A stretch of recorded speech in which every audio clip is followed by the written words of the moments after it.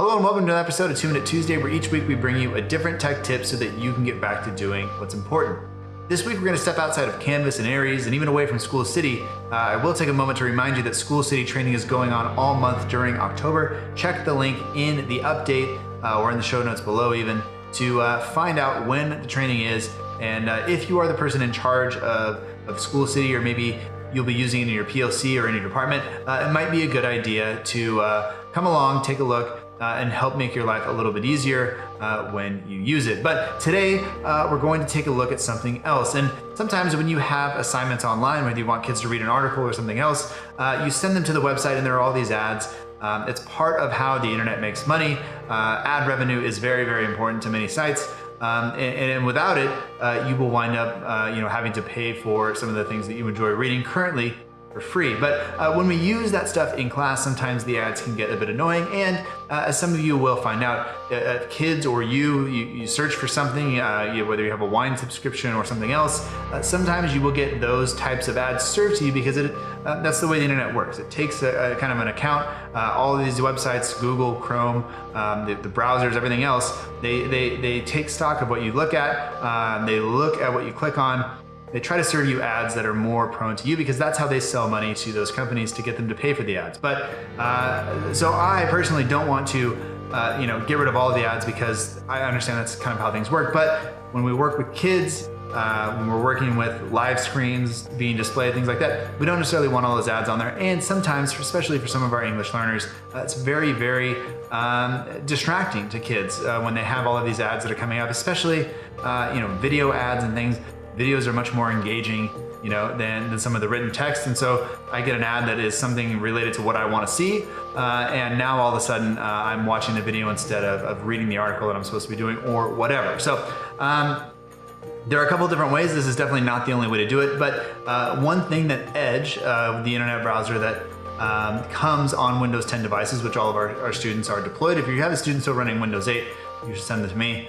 I'll help them out with that. But Windows 10 has Edge built in. It's not my preferred browser. It's not my favorite browser, but for this function, it is fairly useful. So let's go to our computer here.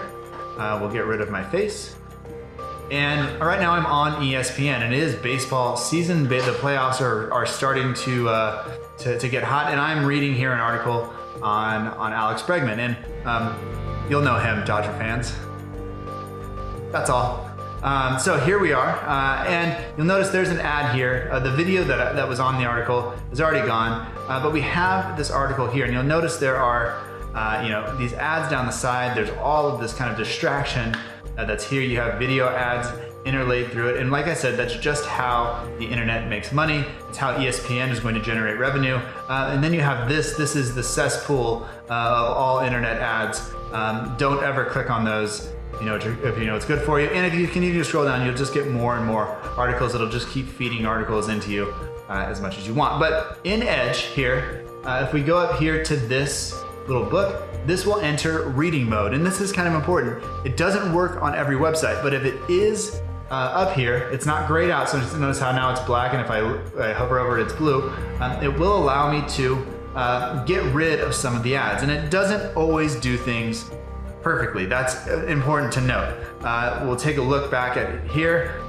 You can see the kind of the title of the article. You can see here the image that it's taken. And this is all kind of a mess. It doesn't look great. But if we skip over that page, skip over the next page, now we are here to the actual article. And you can just kind of follow along. And as we get further into it, there are no ads.